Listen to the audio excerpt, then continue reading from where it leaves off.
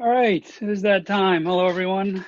Welcome to virtual Phys 223 number 2. How are we doing? Good, no complaint. Pretty good. Excellent. I'm also doing well. As well as can be expected. It'd be nice if we were all on 224 right now, or 204, but what can you do? Here we are, doing the best we can. Announcements today. There's a Kappa due tomorrow. Don't forget about that. I do have office hours as usual this week. I should have mentioned that on Monday. I am holding office hours at the normal times, which is Wednesday morning from 9:30 to 11:30 and Thursday morning also from 9:30 to 11:30. Obviously they're all virtual now, but those Zoom links, as they have all semester, are on Canvas in the Zoom section. So you can just log on, and if you want to talk privately or about an exam or grades or something, that's fine. We can actually make a breakout room and talk privately if you'd like to, even during a public office hour. So feel free to drop by, ask questions about the homework. Again, the more the merrier. It's kind of fun when more than one person gets on and you're actually have some interactions. I know we're all sort of craving that now. Anyway, that's that. I've had a couple of conversations with people about exam 4 and how the grading policies will work on that. I'm still mulling around in my head how that's all going to work. If you would like some input on how that's going to work, either in favor of the proposal that I suggested or having some other proposal, let me know soon. I will make an announcement on Friday that will be binding and final so that you have time to prepare and be ready for whatever the format of it's going to look, which will be 2 weeks from this Friday, the 17th, right? So I guess I'll leave that there unless anybody has any particular comments or questions that they wanted to bring up with the whole group.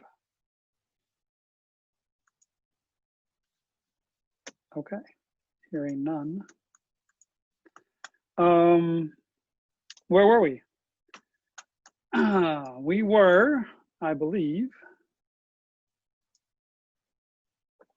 looking at these diagrams from last time. There we go, that's a little better. So specifically, let me see if we can get this lined up a little bit better. That's not bad. We were considering the space-time diagram of my pen or a pen as it moved across across the video path. You might remember the path was something like this. It moved to the right, stopped, moved back to the left, stopped, and then moved back to the right again. And we drew that on a space-time diagram like this. It moved to the right to a certain point, stopped, turned around and went backwards, and then moved to the right, stopped, turned around and went backwards again, and then moved back to the right. We also thought about measuring the position of this relative to a moving perspective, let's say from a moving ruler, right? And we decided that we could do the same thing from the perspective of, let's say, an observer who was at the end of this ruler, right? And so we decided that what the person at the end of the ruler would see in this moving perspective would be something similar. It still was moving to the right, it still moved backwards and then moved to the right again, but where these things specifically happen changed depending on the observer, right? So the person who was stationary with the board, they both agree that at x equals 0 happens at t equals 0. They both agree that this point is x equals 0 at t equals 0, but they don't agree on where x equals 0 is at any other time, right? As the person moves to the right in the moving reference frame, their location of their origin, their x equals 0 changes. And so we decided that there might be a t prime axis, and it's helpful to understand what an axis is. And we didn't really get into this last time. So let's actually think about what an axis is. What is the t-axis? Anybody have a good definition of what the t-axis is? In a normal, let's not think about moving reference frames. Let's just think about a tx axis. What physically does the t-axis represent? Where x is 0. Yes, that's exactly right. It is the locus of points. It is all of the points at which x equals 0.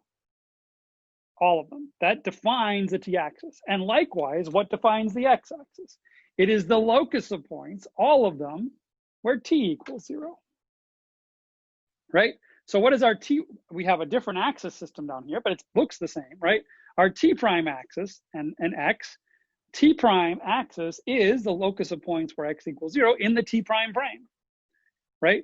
But those are different, right? Well, this is actually x prime because x and x prime are different, right? They may line up, but they may not agree at any given point. But anyway, those points, they only agree where the x and x prime are only 0 at the same point at one time, and that's t equals 0. At all their points, they're different. All their times, they're different, right? And so this t prime axis, again, is the locus of points where x prime is 0. That is the end of this meter stick ruler as it moves across to the right, okay?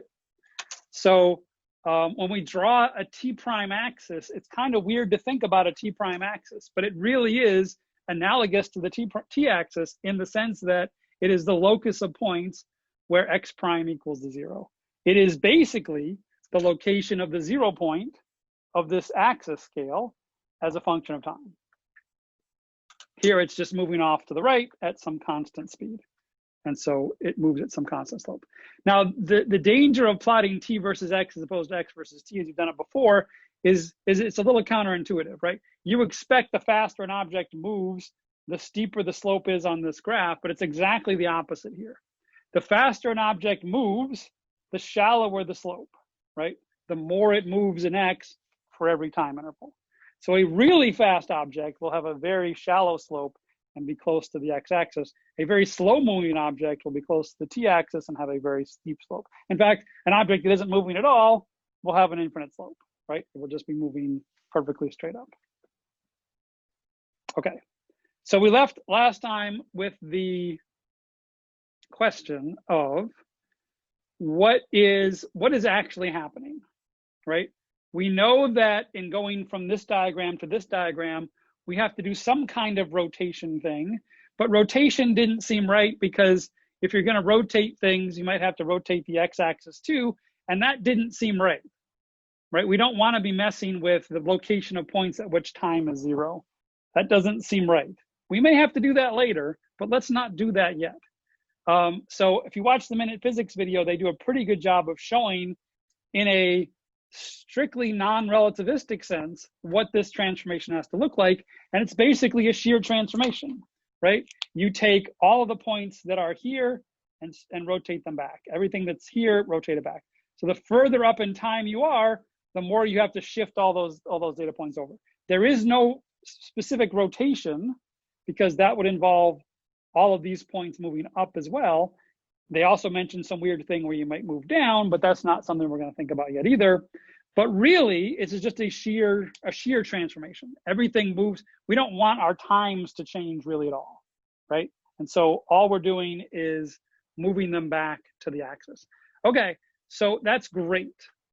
We think we understand how to transform from a t to t prime and t prime back to t. Another follow-up question is, where is the t-axis on this plot? Any thoughts? So would it be going at the same angle, but over the negative x? Yes, that's exactly right. So the t-axis over here must look something like this. So from the perspective of the moving roller's frame, it looks like somebody who's attached to the board is moving in the negative x direction at exactly the same speed as it looks to the board person, like the ruler person is moving in the opposite direction, right? People have to agree on their relative velocities. If I see you moving at plus x relative to me, you have to see me moving at minus x relative to you. So these, as you say, these two angles have to be the same. However much we've moved it here, we have to move it here as well. And it kind of makes sense, right? We you know, observer T prime, the prime observer sees this point happen at x prime equals 0, and the unprimed observer sees it happen at some positive x value, and this preserves that, right? This is, again, the locus of all points where x equals 0, and this happens, therefore, at some positive x position. Okay, this is important. And in fact, this is really both, well, I'm not going to say that. Let's refrain from going that far yet. Okay. Okay, neither of these, I want to point this out, neither of these t or t prime axes are preferred, right? There is no right way or wrong way to specify the motion of that pen across the page. Both of them are equally valid, okay? We can anytime change perspective and shouldn't have things breaking on us. Okay, one other thing I want to point out is that any location on a space-time diagram, let's say here, is an event, right? We sometimes call this an XY location as a position, but this isn't an XY plane, right? This is an XT plane. And so any point on an XT plane is an event. Let me write that down. I'll say XT plane, but I really mean a space-time diagram.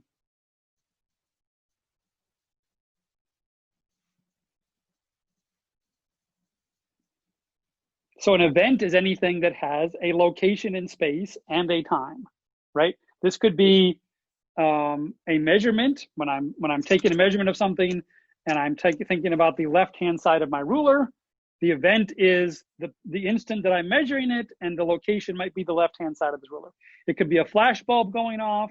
It could be anything that happens at a specific location in space at a specific time. And we're going to call that thing an event. Okay, how do we measure things on a slanted axis? This gets a little tricky, but it's important to think about. So let's think about this chart right here. And let me try to draw this a little bit more perpendicular so it's going to make more sense. That's a little bit better. I'm going to leave my board perpendicular to the screen. That's a little bit better. Okay, so again, if I have some, let's consider this event right here. How would I go about measuring the time at which this event took place on the t prime axis? How would you do that? No, just find the intercept. Find the intercept, right? What does that mean? Just move parallel to the x-axis. Parallel to the x-axis, that's right. Move parallel to the axis and see where that intersects with the t prime axis, right?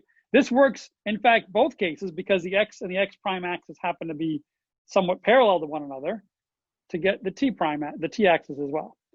Now, to get the position where this happened, I do exactly the same thing. If I want to know the position in the prime frame where this event took place, what do? I move parallel to the t prime axis. This is the simple way of reading a chart. You've been doing this since second grade, right? This is the t prime and x prime coordinates of this particular event.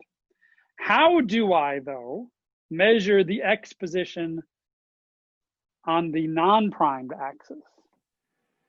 Would you add like the, if you made that a triangle, would you add the base of it to it?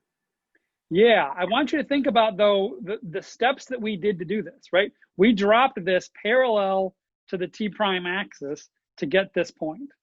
To get this point on the t-axis, we have to go parallel to the t-axis, which is not perpendicular to our x-axis. But that's okay, we can still do it.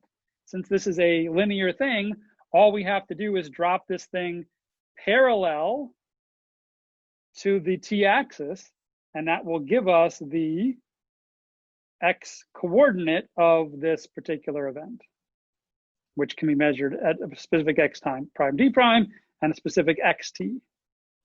T and t prime should be the same. There's no reason why these times should be different. We don't call things different times yet. but this x and x prime will not be the same. These two observers will measure the position of this event differently. And that's okay.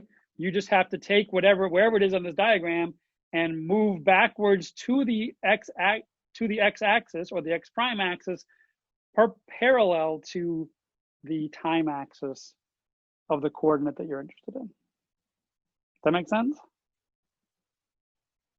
The faster you're going, the bigger this slope will be, the bigger this slope will be to get back to that x-axis.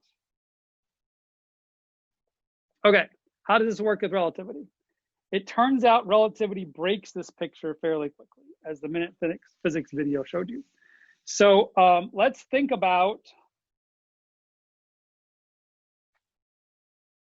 an observer. Let's call her Mary. And Mary is moving by you at half c.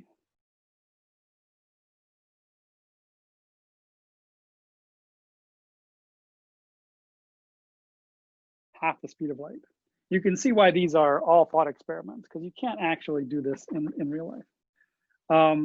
Let's scale our diagram so that it's easy to read.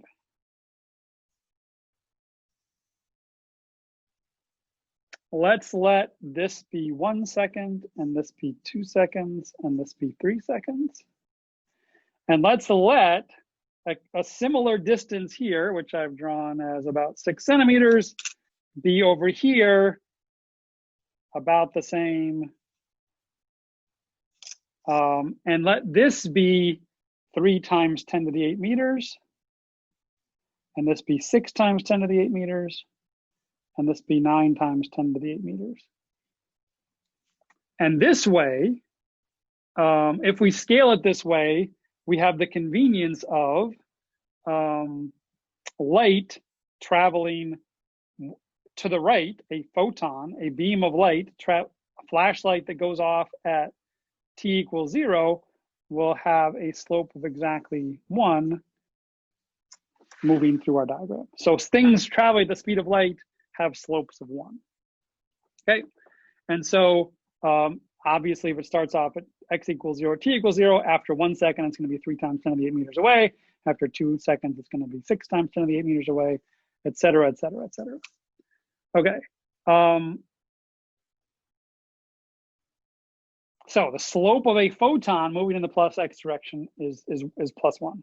The slope of a photon moving in the minus x direction at t equals 0 will be minus 1. It's going to be moving off in the other direction. Okay.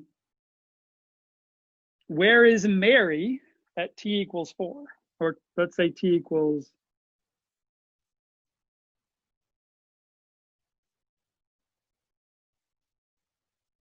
Yeah, where's Mary at t equals 2 seconds?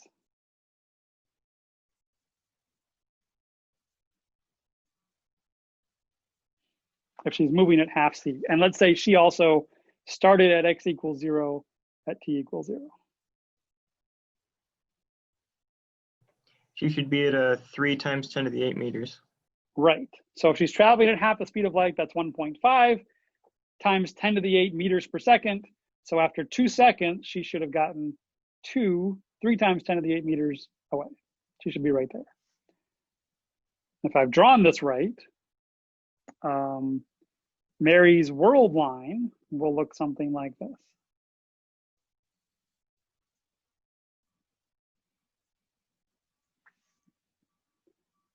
Right? So what is the slope of Mary's line?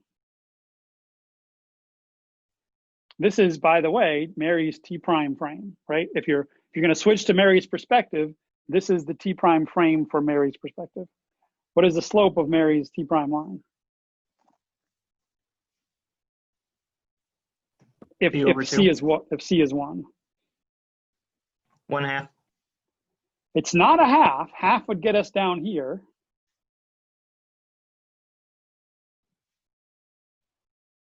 Right? Remember, the faster 2. you're going, the steeper it gets. It would be 2. That's right. So the slope of Mary is going to be 2 in this particular case, right? If Mary were going a third the speed of light, the slope would be 3. If Mary were going a fourth the speed of light, the slope would be 4. If Mary were going the speed of light, her slope would be 1. Does that make sense? So the slower Mary's going, the steeper this slope is going to get, and the closer it's going to get to our world line. Does that make sense? Basically halfway between our I haven't really drawn it this way. These two angles should be the same though in our particular case. This should be exactly halfway between the C line and our world line if she's going half the speed of light. Okay, problems arise now, right? From the T prime, so again, from our situation where we were just going to slide all these things over, we can't slide the C frame over, right? Mary has to see that photon traveling away from her at the speed of light also. So as we do this shift thing to move Mary back and move us here to get into Mary's time frame, C has to stay fixed. And that is what I think the Minute Physics video did a fabulous job of showing you, the stretch squeeze thing that has to happen to make that happen. But right now, I just want you to see how much of a problem this is, right? Our normal way of dealing with changes of reference frame don't work anymore because they have to, by definition, also change the C line. And that can't be the case. There's another C line going off in this direction. And if we start at Mary's perspective, and the same thing is going to happen, right? If we do the stretch thing and move all of these things over, this C is going to be moving less than the speed of light from Mary's perspective, and this C is going to be moving steeper than the speed of light from Mary's perspective. Neither one of those can happen. Mary has to be seeing C for the speed of light also for these two beams. And that's where this stuff gets weird. And that's where something has to change. There must be some transformation that lets us change these perspectives while keeping the C constant. And that's exactly what's going to happen. So I just want to lay out the problem. This is the problem. We can't just do our normal slide over transformation because it destroys our understanding that C has to be constant in all reference frames. Okay, so I'm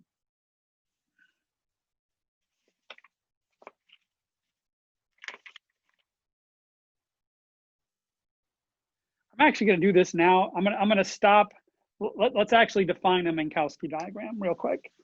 I normally had done this in the next class, but I think it's going to be easiest if we just do this now. So we've heard of space-time diagrams. A Minkowski diagram is a, you seen this? Not really.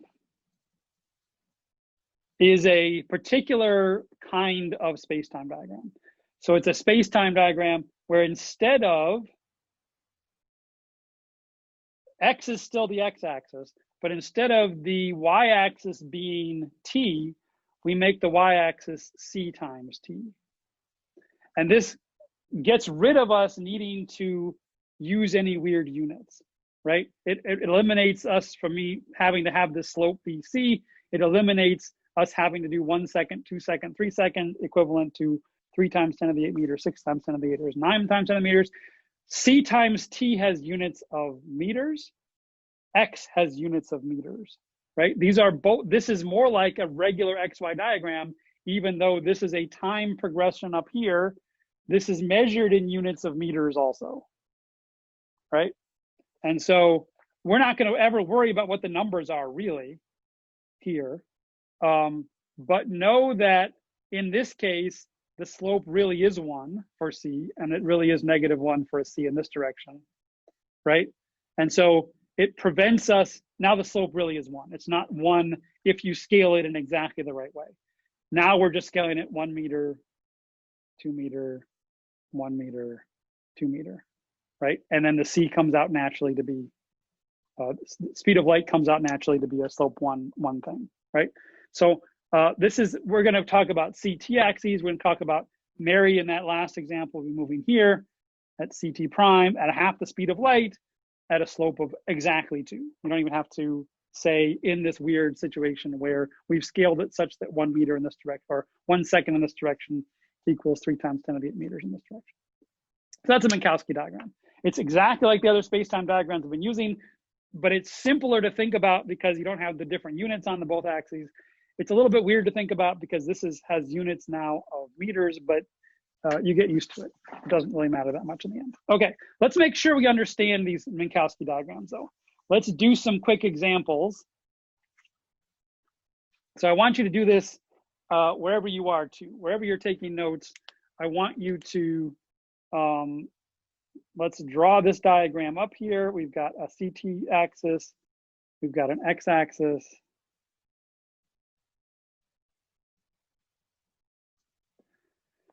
And let's say I want you to draw some lines on this graph.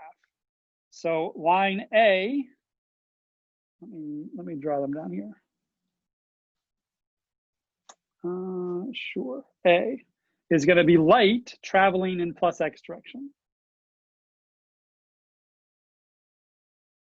And I'm gonna have a column here where we're gonna put the slope of each of these things. So at t equals 0, light traveling in the plus X direction. Go ahead and, well, how do I want to do this?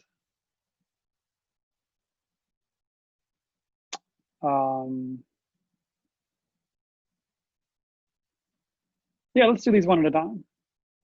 So have your graph drawn. I want you to, maybe in pencil, actually draw where you think that will be and put what the slope you think is here. And then once you've had a chance, I'll have somebody volunteer to tell me where they think this is going to be and what the slope is going to be.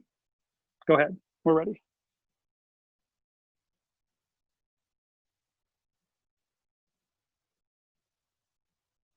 So where's it going to go and what's the slope going to be? Anyone? Is it going to be a slope of 1 up to the top right? Right, starting at point t equals 0, it's going to be slope of 1. So that's our A. Okay, how about B? Light moving in the minus X direction.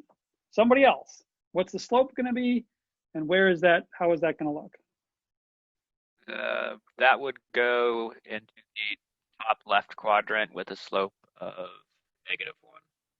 Right, slope is -1, light moving off in the negative X direction is going to look like that. That's B. Great. Okay, C, light moving in the plus X direction starting at t equals -1.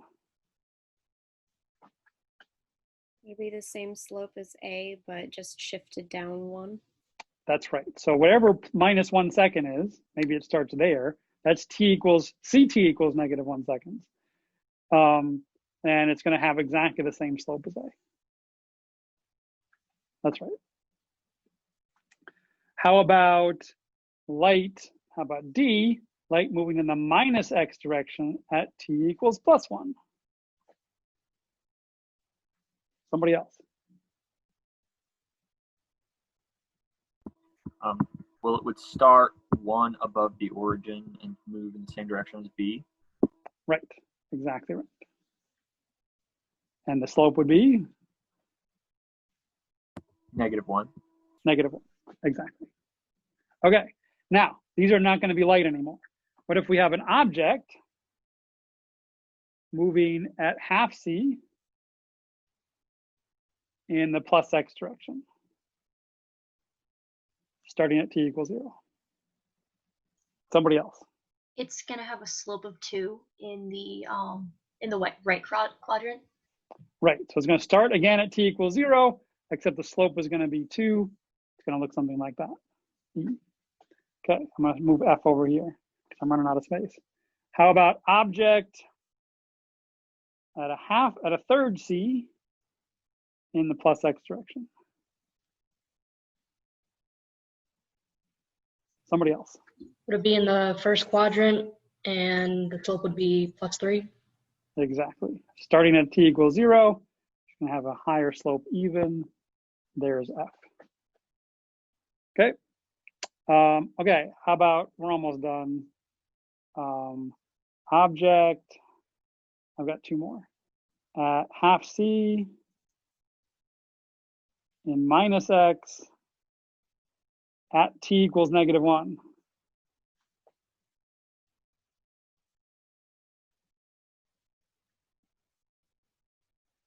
What's the slope going to be? And where is it going to go? Somebody new. It would be starting at t equals -1, going top left with a slope of 2. Yeah, so it's going to be moving left. So the slope is actually going to be -2. And it's going to be moving something like this, crossing these world lines over here. That's going to be G. All right, and one more. H is light. I'm back to light in -x direction at t equals 0, but x equals 1.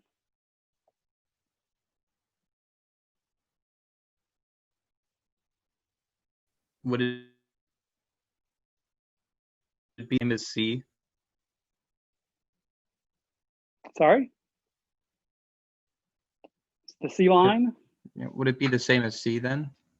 It's moving in the -x direction though. Oh, okay. So it'd be the same as D. Right. Except it starts here instead of here. Right? You're starting at x equals +1 and t equals 0. But eventually, you're right, it's going to run right into D. Does that make sense? Yep. Cool. All right, good. I think at least 1, 2, 3, 4, 5, 6, 7, 8 of you have gotten this down. Hopefully everybody else was. So this is important. It's important to be able to immediately say an object is moving at this speed relative to this one and draw a Minkowski diagram to be able to understand and see and visualize what's actually happening. So that's a skill that if you don't yet have, you should practice because it's going to be important. Okay, let's do another thought experiment.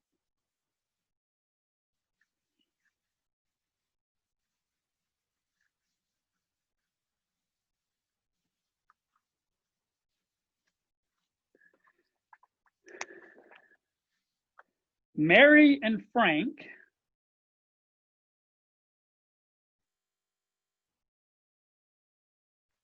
are both passing by at half C.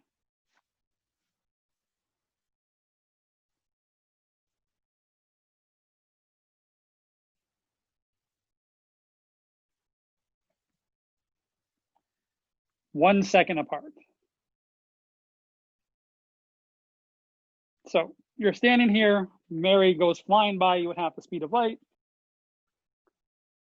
And 1 second later, Frank, actually it's the opposite. Frank goes by first and then Mary goes by second. Okay, now this is where it gets weird. Mary shines a light. Let's call it a laser.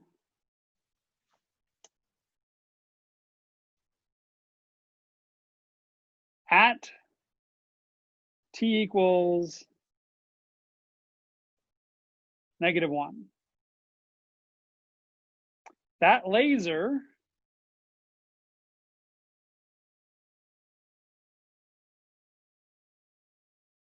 bounces off Frank's ship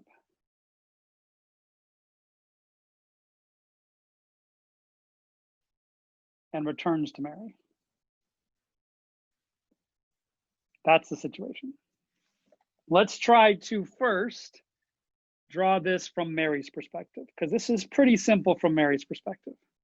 From Mary's perspective, this is Mary. Mary is always, let's call this CT, let's call this X. Actually, let's call this CT prime. Mary's the moving, we're going to be at rest relative to Mary, but let's consider it from Mary's perspective first, right? Here is Mary's rocket at x equals 0, t equals 0. I'll even draw it in a little rocket shape. There's Mary, right? And Mary, from Mary's perspective, is always at x prime equals 0, right? So at t equals -1, Mary was here.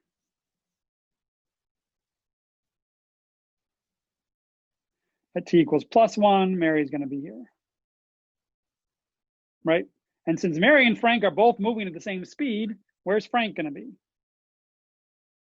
Let's say Frank is here at this point, and Frank is here at this point.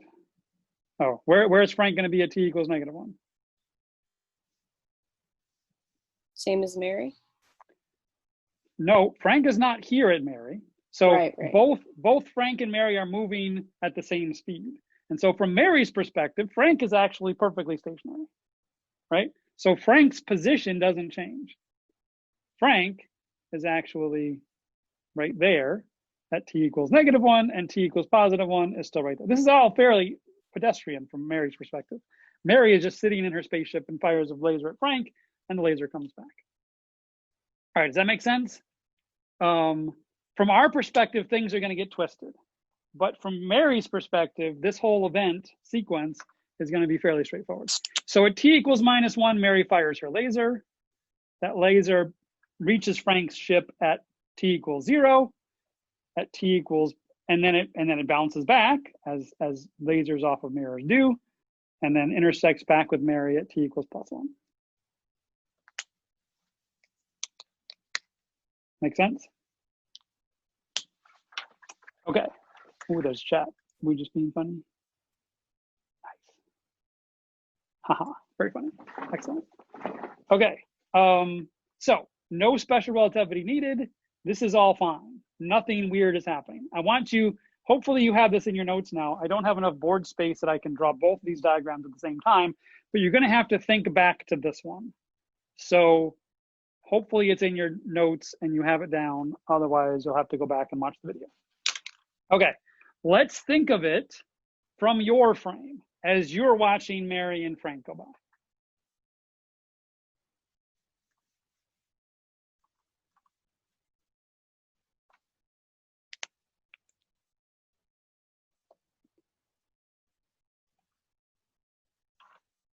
This is now the X frame. This is now the CT frame axis. Let's say you agree. So this is you now. And let's say you mutually agree that x equals 0 is going to equal x prime. X and x prime are going to be 0 at t and t prime equals 0. So your origins are going to be the same. You both agree where x and x prime and t prime are, and there's at 0. Okay. So this point is where you agree on what everything is. All of the other parameters are up in the air, but you agree at this point. So, quick question. Yeah, go ahead. So is that point on the previous diagram, that's when Mary equals 0, correct? That's right. That is the point on the previous diagram where t prime equals 0 and Mary is right here. So at this point, at time 0, we're saying Mary is like directly in front of us, correct? Or like if we're standing and watching like a racetrack, she would be crossing the line right in front of us, kind of thing. Exactly. Mary is where we are at t equals t prime equals 0.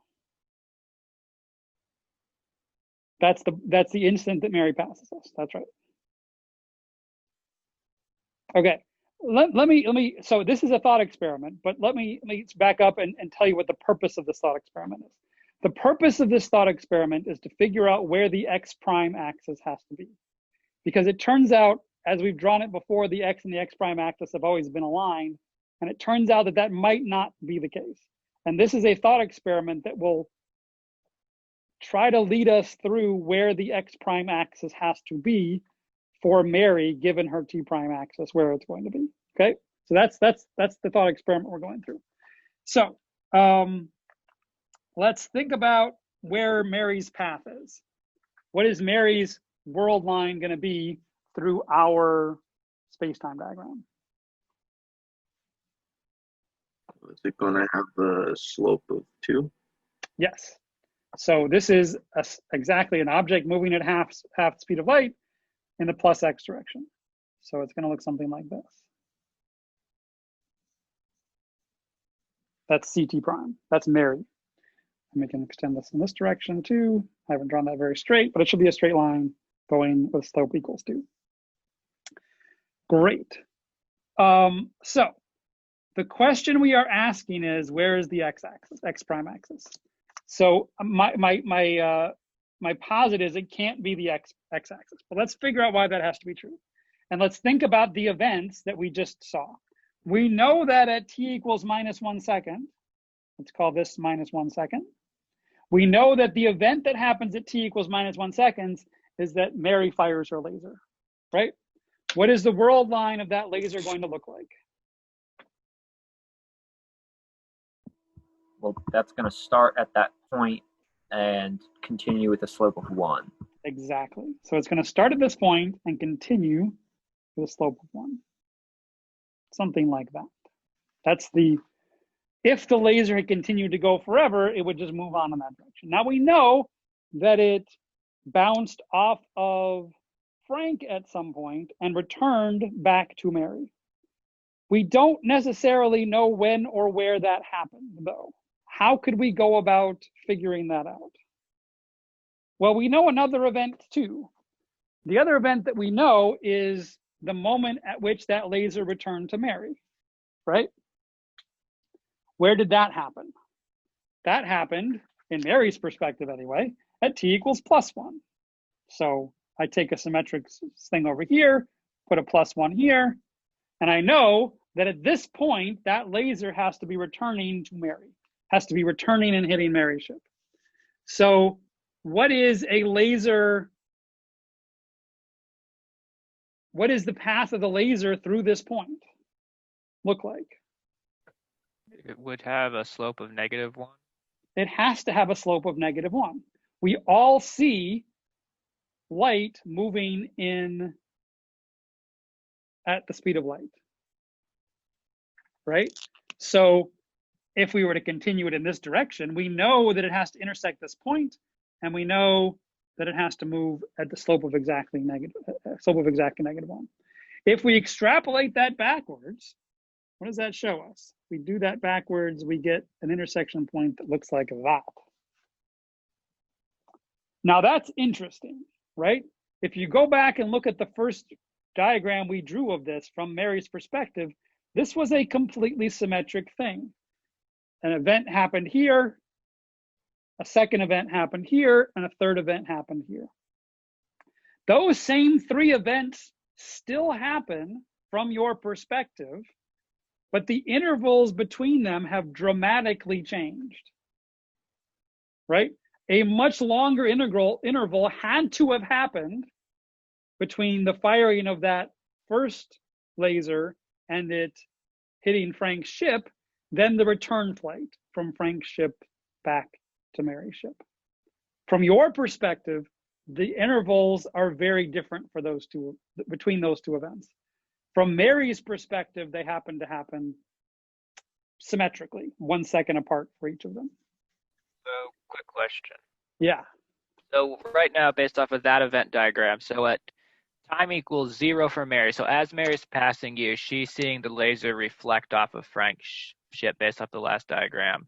But based off of our perspective, we don't see the laser reflect off his ship till, like, say, time equals 1/2. I'm just guessing based off of your drawing, which is that's exactly right. We disagree not only on where this event happened, but when it happened. Mary says this happened at t equals 0.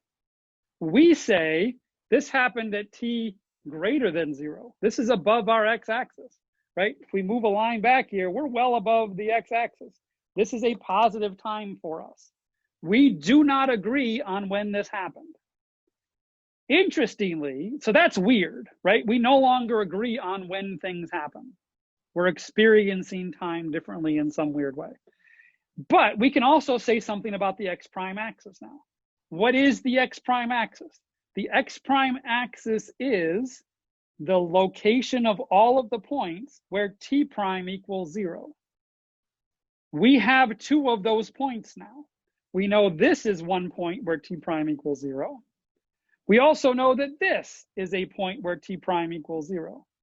And in fact, if we draw a line between those 2 points,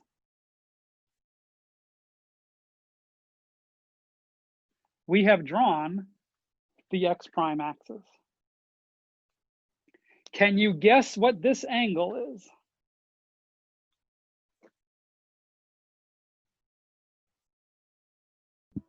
Is it 2? Or would the slope of the x prime axis be 1/2, for instance? Yes, that is exactly right. This angle between the x and the x prime axis is exactly the same as this angle between the t and the t prime axis. So in this case, since Mary's moving 1/2 the speed of light to us, This is a slope 2. This has a slope half. It is, in fact, if you draw, if we were to fire a laser at t equals 0, we know that that would follow this path. It is symmetric, right? As the t prime axis gets further and further away from the t axis, the x prime axis has to get further and further away from the x axis. So this is fundamentally weird, right? We no longer agree on the x or x prime axis. So that assumption of putting them both on the same line does not work anymore. And so if we want to calculate, again, if we want to calculate a, let's say we have some event that happens out here that's independent of all of this. Let's say it's there, and we want to find the t and the t and x coordinates of this. We move back all parallel to this and parallel to this, and we get, there's our x and there's our t coordinate for this particular event.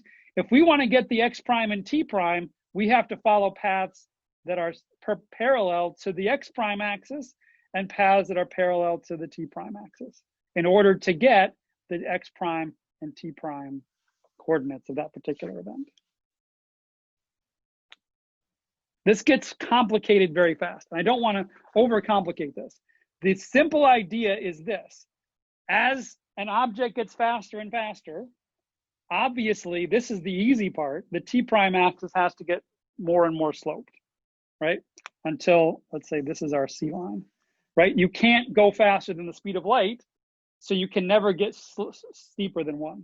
You can sort of see why that is now. The x prime axis also moves from the x-axis at exactly the same rate that you're moving the t prime axis from the t-axis. The x prime axis moves.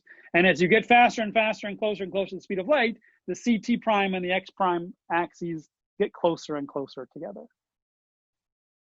So why can't you move faster than the speed of light? There's lots of answers to this question, but one of them is if you did, your ct prime and x-axis would actually switch places. And you would technically be moving backwards in time. Let that one swim around in your brain for a little bit.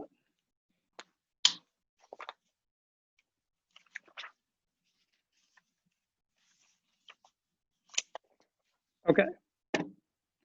So note all of the weirdness of this particular scenario. Mary and you do not agree on where or when this reflection event took place. And I want to point out, this has nothing to do with light travel time. This has nothing to do with the fact that it would take us a second to be able to see this, right? This is an important thing. We'll talk and think about light travel time in a minute, but none of this is dependent on light travel time. None of this is dependent on us not being able to see something because it happened so far away that it took that information time to get to us.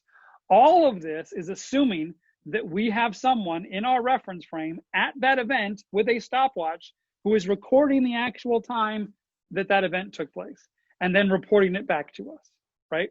So this is not some light travel weirdness time. This is a fundamental difference of opinion on when that event actually took place. Okay, this is an important caveat.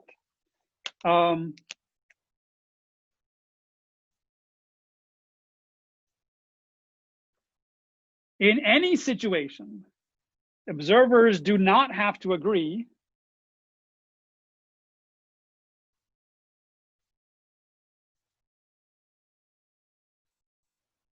on when or where an event happened.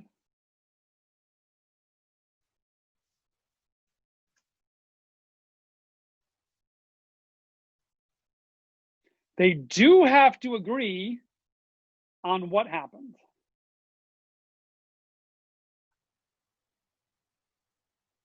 Right? So if Mary sees a laser being fired, bouncing off a rocket ship and returning to Mary, I don't have to agree on when or where those events happened, but I do have to agree that those events happened. I have to agree that Mary fired a laser at some point. I have to agree that that bounced off Frank's ship at some point, and I have to agree that that eventually returned to Mary's ship. We cannot disagree on what physically happens. If a train runs into a brick wall in one reference frame, it has to run into that brick wall in another reference frame, right? It can't miss it in one reference frame and hit it in the other. Observers don't have to agree when that event happens or where, but we do have to agree what physically happens. Okay. I am out of time for today. I'm going to post a couple more videos for Friday. Look for those.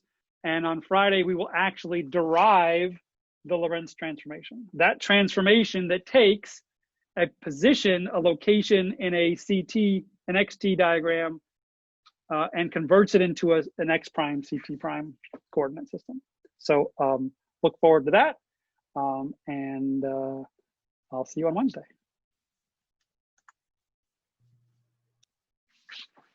If you have like one, Yeah, sure. Go ahead. Question? yeah, when does, like, theoretically, or would you actually start noticing a difference in the X and the X prime axes, like separating like that? Yeah, well, it depends on how good your measurement tool is, right? This has been measured for supersonic jets, right? It's been measured for orbiting satellites, which are traveling much, much less than the speed of light. For you to really notice a big effect, you have to be going like 10 to 15% the speed of light before you start, being able to notice things happening on a macroscopic scale. Okay. Nice. Does that answer the question? Yeah. So if you have really good instruments, you actually start noticing it pretty early, you're saying? Yeah. This has been physically measured on orbit, on jets. Yep. Yeah, those are definitely going much lower than the speed of. Much lower than the speed of light. Yeah, if you have a good enough measuring instrument, you can measure it. At pretty slow speeds. And like jets are even going slower than satellites. So. Exactly. Interesting. Thank you. You're welcome. Wow. Thank you so much. I'll see you on Friday. You're welcome, Charlie.